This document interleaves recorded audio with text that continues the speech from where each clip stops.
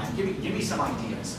So that's what we do. We take you through some valuation models and say, well, this is what this one shows. This is what this one shows. And that can be very helpful for a business owner. The last one, the critique of evaluation. Those come in play a couple different ways. A lot of times in those divorce situations,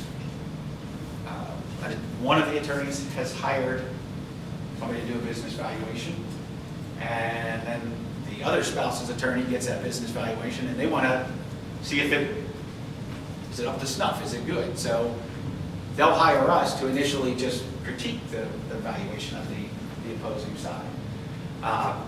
Where that's problematic is then then the attorney inevitably asks the question, okay, well, what do you think the value is? I didn't do a valuation. I don't know what the value is. I can tell you what's wrong with their valuation, but I can't tell you what the value is without doing a valuation. We've also done those in situations for buy-sells, where a person was looking to buy a business, and the seller of the business had a valuation done, and he's reading it. It was a nice report, 50-page report. He's flipping through it. He's like, it's nice. I don't know. Does it make sense? So he hired us to read it over and see if it was sound methodology, and it was. He still did buy the business, though. Yes? What would you say a typical difference percentage-wise in cost between the summary and the calculation? And what might be a risk of a business owner choosing one over the other? It's a very good question. Going back to the different types of services, I usually will give a range for each one of these when I'm talking with a prospective client. That one in Cleveland, that valuation, the divorce, ended up being a $30,000 valuation because of all the stuff that was involved. That's not normal. A conclusion of value with a full report usually is going to run $6,000 to $8,000. A summary report, usually $4,000 to $6,000. Calculation of value, usually $2,000 to $4,000. But again, that one really depends on, like the one with the IT company. Theirs probably ended up being closer to what a full report was because we did so much back and forth and so many different scenarios, and it was not as straightforward as most of them. But for general ranges, that's what I will usually provide to people, and a lot of it depends on the condition of the records that we're going to get. If we get good records, that's helpful from a price standpoint. Timing will impact the value if it's something that's needed. When the attorney calls and says we have a court date on this divorce in 3 weeks and I need a valuation, there's going to be a premium associated with that. A lot of times it depends on the complexity of the business involved. That Cleveland one wasn't just a difficult owner, but it was 8 different truck dealerships that all ran a little bit differently. So we had to go to each of those ones and find out how each location was operating and the nuances of each one. But as far as general ranges of prices, that's what we go with. Does that make sense? And then as far as risks to a business owner doing one versus the other, if it's a divorce situation, if it's an IRS situation, I'm not doing this. I'm not doing a calculation of value because in the event that I'm in court, I haven't done a valuation. So if I most likely wouldn't even get qualified as an expert in that situation, I'd get booted out right away.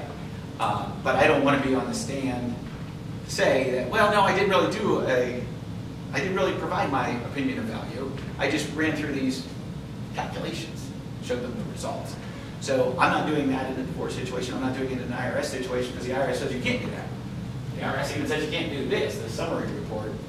There have been a couple IRS situations where I've done a summary report, but that was only where the IRS wasn't actually getting the report. The report was just for support if down the road the IRS were to question things, we would have, or the owner in that case would have something to fall back on. And it was a C corporation converting to an S corporation. So there was nothing the IRS wasn't requiring that a valuation go along with that. When that conversion occurs, you need to know the value of the business. So I would say risks for a business owner is if a business owner really wants an opinion of value, and if I, as a valuation professional, am going into a situation where I know the end result, is somebody relying on my opinion of value, then I'm giving an opinion of value. I'm going to do one of these two. So the SBA situation, I know the bank is going to be making a lending decision off of what I come up with. So I don't want to, I'm not doing a calculation of value. You know, it's a situation that necessitates a conclusion of value. Okay? Yeah, I have a question. Yes.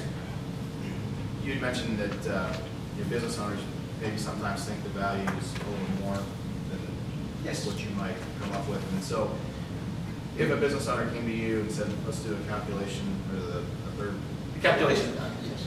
and let's say you came back with a range that was much different than their expectation of the value, is there a typical like range in years where if you said if you can do these things it will help increase the value, how long does it typically take a business owner to get from there to where they want to be? I would say that when we're doing a valuation, we normally ask for 5 years of historical information. That's kind of typical within the industry. So, you know, when I go to evaluation conferences and stuff, that's, you know, that's the standards, is you ask for 5 years of history. Does that mean that it takes 5 years for enhancements to your business to impact value? No. A lot of times when we're understanding the business that we're evaluating, we're trying to see what's different from 1 year to the next. You know, a business owner might tell us those kinds of things. Well, you know, I went hard on the marketing and I've landed these 12 new contracts that you're not going to see in the historical information, but these are locked, solid contracts that I'm going to have going forward. That might influence the methodology that we use. So you use history as a proxy for the future, unless you've got something that says the future is going to look a lot different than history. So a situation like that where here's how things were, here's some significant stuff that occurred, here's how things project to be, we might, instead of focusing on history, discount, look at future cash flows and then discount those back to today and determine value that way. But there are definitely things, and one of the things I wanted to talk about in a little bit are enhancements that a business owner can make to the business. Because a lot of times that involves that business owner finding ways to step back from the business so that the business isn't so reliant upon them. Because to the extent that the business is reliant upon that owner, the less value it has to somebody on the outside. When I get into the different methodologies of valuation, there's different reasons why we choose a certain methodology. With the calculation of value, the third type, we may show a business owner 4 or 5 different results and show them the assumptions that we made along the way. The other thing we do when we're looking at history is we may also weight the more recent history higher than we weight the older history. Why is 5 years used by our industry? Because in theory, if you're looking at 5 years worth of data, you're capturing the ups and downs of a business cycle. Most businesses don't have, most businesses have business cycles where they're up some years or down some years. Most of those cycles are captured within a 5-year period. There are some businesses that have longer cycles, and we may look at a 10-year history if it's available. But does that answer your question, Jeff? Zach, may I have one quick question? Yes. From the standpoint of when somebody orders a valuation from you, maybe it's they're preparing to sell their business. Do you find it typical that you have to do a follow-up where the bank would order one later? Or or is that something that's assignable, or is that something that you advise your client in a certain way? Hey, if you're going to be doing a transaction with a bank, we want to coordinate this so you're not double spending your money. How do you typically advise? There have been situations where we started out doing a calculation of value for those reasons, that the business owner just wanted an idea of what the business is worth. So we didn't give our opinion. We still have to understand the business. In order to do any kind of calculation, we still have to understand the business. Do we do an economic analysis? Usually not. We'll look at some trends in the industry. We still have to be able to assess risk, because ultimately if we're looking at future cash flows, we need to know a risk factor in those future cash flows. So we still have to do a lot of the legwork that we're required to do in one of these, in the conclusions about it. So there have been a couple situations where we were hired to do a calculation of value, and then it turned into a conclusion of value. And yes, that does save them. You know, they're not paying $3,000 for a calculation of value and then $8,000 for a conclusion of value, because we've already invested the resources in getting some of the stuff that we would need for the conclusion of value. Okay. Sure. Any other questions at this point? I'm dangerous with this laser pointer. I just realized that. You have a question? Okay. Now, one of the questions that I very often get asked is, how long does it take to do a business valuation? Because don't you just take the last 5 years of earnings and multiply that by 2 or 3? No. It's a lengthy process, regardless of which of those services we're providing, it's a lengthy process. I usually tell people 6 to 8 weeks from the date that we have everything that we need. And sometimes that takes a while to get everything that we need. At the highest level, I don't know, the workflow shows up real well. But typically what we're doing is gathering up enough data to understand the business history, and the ownership interest, you know, what we're actually valuing. Believe it or not, that comes up as a point of confusion a lot of times, is what are we actually valuing here? And what date are we valuing it as of? I know Linda was involved in a divorce case that went back and forth. The whole argument was, what date are we valuing this thing? And it wasn't just for the business, it was for all the marital assets. You know, what's the cutoff point? Because we are valuing things as of a point in time. We go through a financial analysis where we're looking at the history, we're looking for anomalies, we're looking for what we call economic normalizing adjustments. So you've got a business where the business owner's working 80 hours a week, not paying herself anything. So there's no compensation on the historical financial statements for the owner, but the owner's contributing a lot of effort to that business. And the business shows a net profit every year of $25,000. Well, a hypothetical buyer of that business, as I mentioned earlier, is going to need somebody to fill your shoes. You know, if you're looking to sell a business, they need to have somebody fill your shoes, and maybe that's an $80,000 a year job. You know, that they would have to hire somebody to do that. So now, if you're looking at $25,000 in net profit for the last 5 years, well, now that the economic normalization that we're going to do, they say, now there should have been $80,000 of compensation expense each of these 5 years. Now you're looking at a business that had a loss for the last 5 years from an economic value standpoint. We see it on the flip side as well. We see where grandma's on payroll. She hasn't worked for the company in 25 years. I mean, worked for the company in 25 years, but she's still around $40,000 a year in salary. That is probably not an expense that a hypothetical buyer is going to want to incur. Grandma's off payroll when a business is sold. I say grandma because that is actually one that I'm dealing with right now. And it's going to be a hard firing, but Grandma will be let go.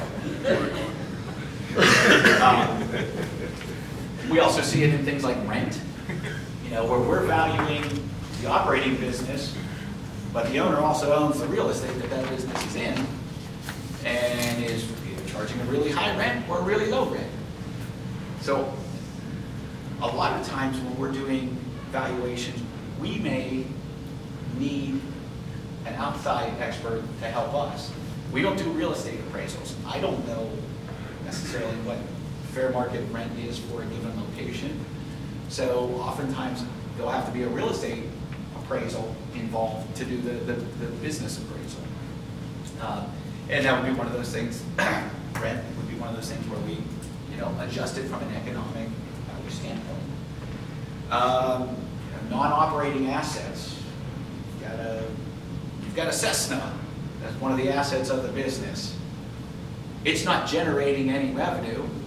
It's owned by the business. It might be worth $300,000. That's an asset of the business that is part of the business, but it's not contributing to the cash flow, so we have to factor that in separately. So that's kind of the process that we go through when we're looking at the historical financial information is, okay, yeah, it might have been fine for tax purposes, maybe, but is it representing economic reality? And a lot of times it's not.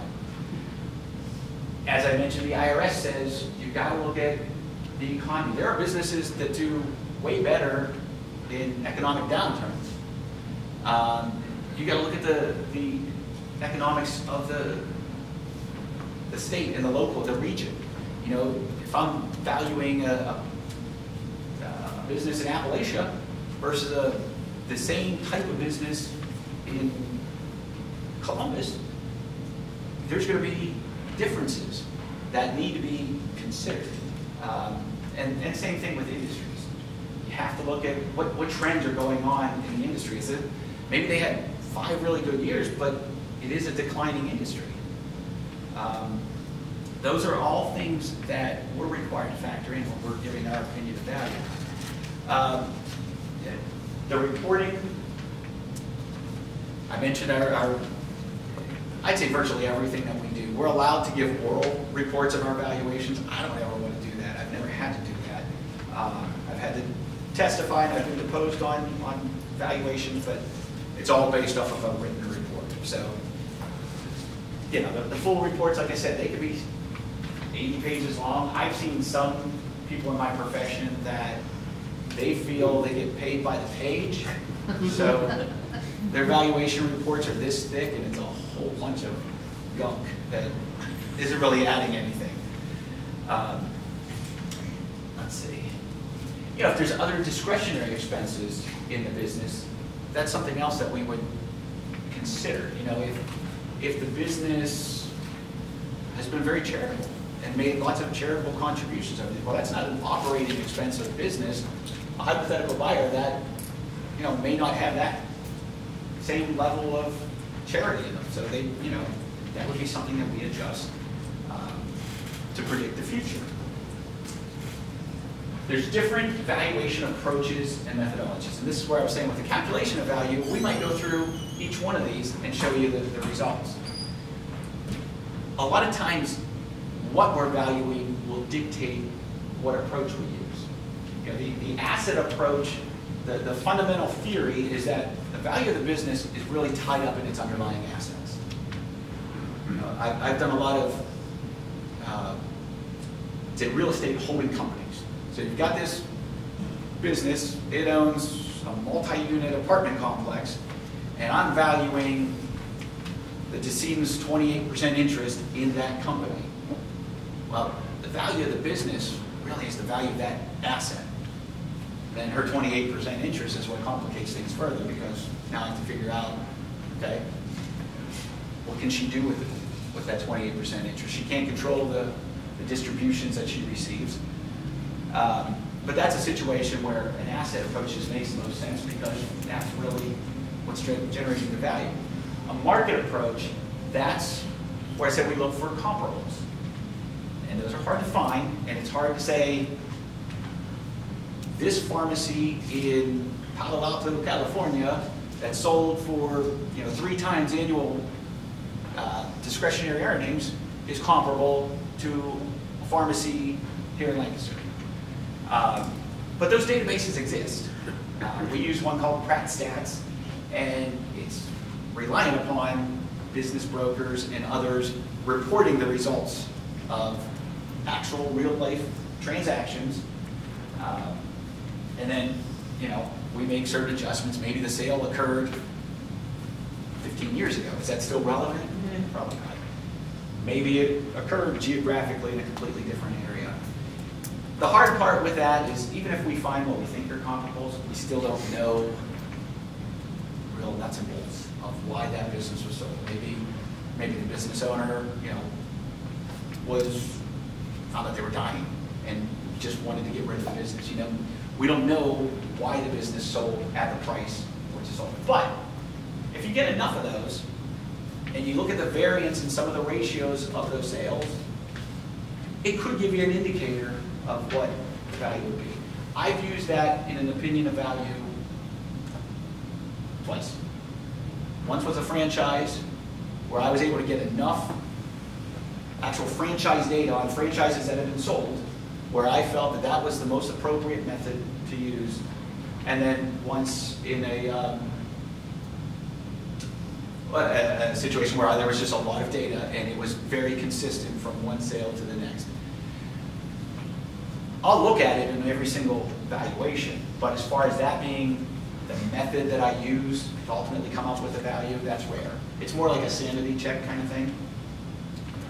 Now the income approach, that's where we're taking the cash flows of the business and saying, okay, that's what's driving value, or those cash flows that the business is generating. It doesn't care what your equipment is, what your machinery is, because all that stuff's doing is generating those, or helping to generate those cash flows. And there's a lot of different methods within the income approach, but the gist of it is that we're looking at either historical or projected cash flows and saying, okay, what's the risk in actually getting those cash flows? And then how does that translate into value? Rules of thumb, that's not a valuation method. Every industry, I bet you there's bar and restaurant rules of thumb out there, Matt, that say that it's worth this. CPA firms, if you look that up, they're worth 75 to 125% of annual revenues. Do the math, that's a pretty wide range. If you have $1 million in annual revenue, is your business worth $750,000 or is it worth $1.25 million? It's a 67% variance. So, rules of thumb, they're there, they exist. It's not a valuation method. We do consider them. We have a book of rules of thumb, and it has a lot of stuff in it, but it's, again, just kind of a sanity check. If we were to calculate a value that was significantly different, if we were doing a CPA firm and came up with a value that translated to 200% of annual revenue, it might make us go back and, well, it would make us go back and try to figure out why is that? What's going on? What is, and maybe it's legitimate.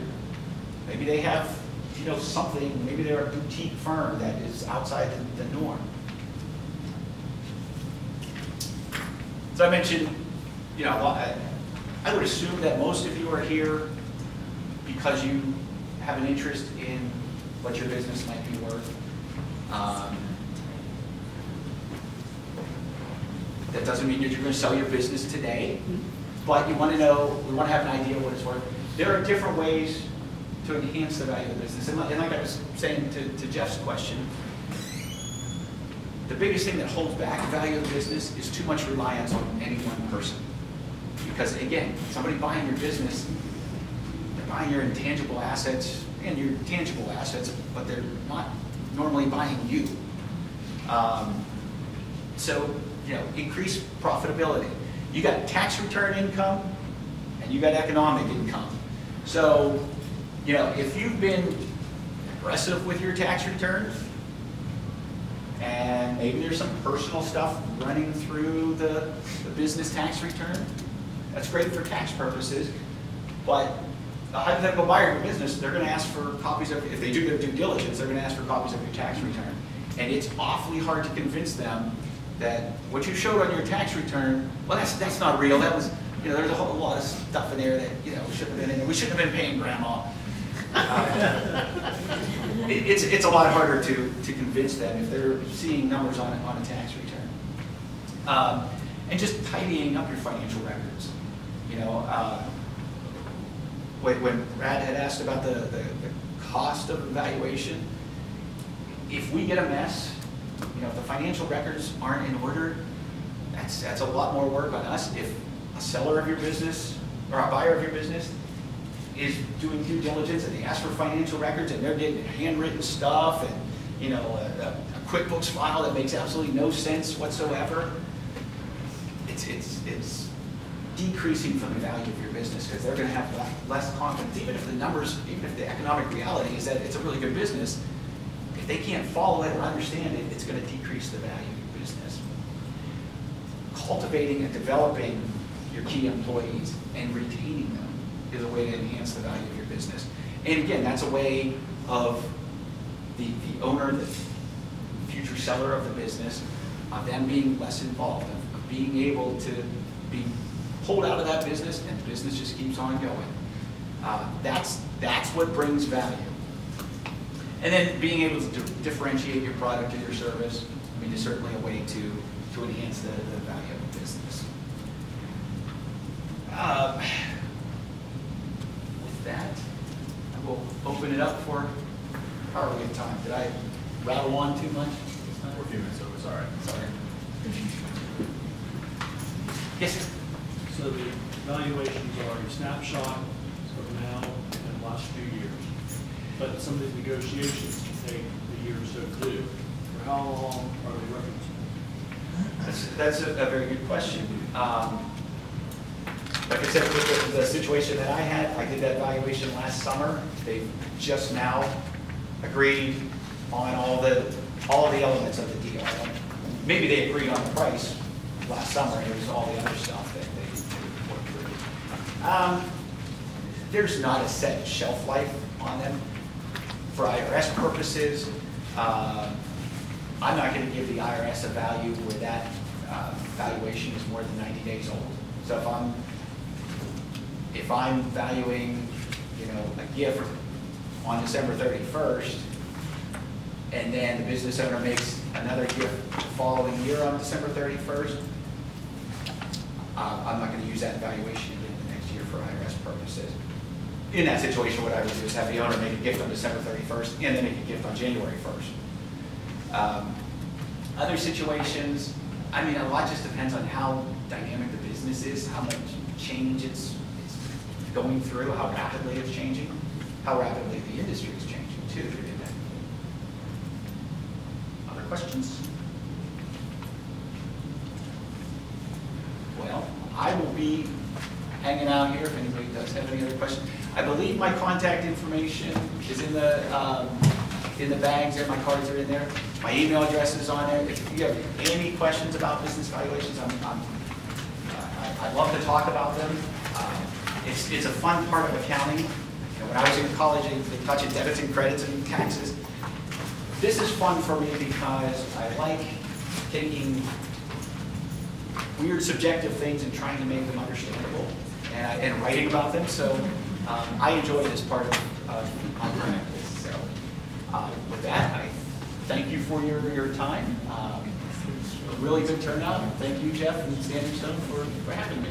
Well, thank you, Vic. I think it was very informative. And thank you all for attending this morning. There are handouts at your table. Please take one, and also just take a moment and fill out the survey.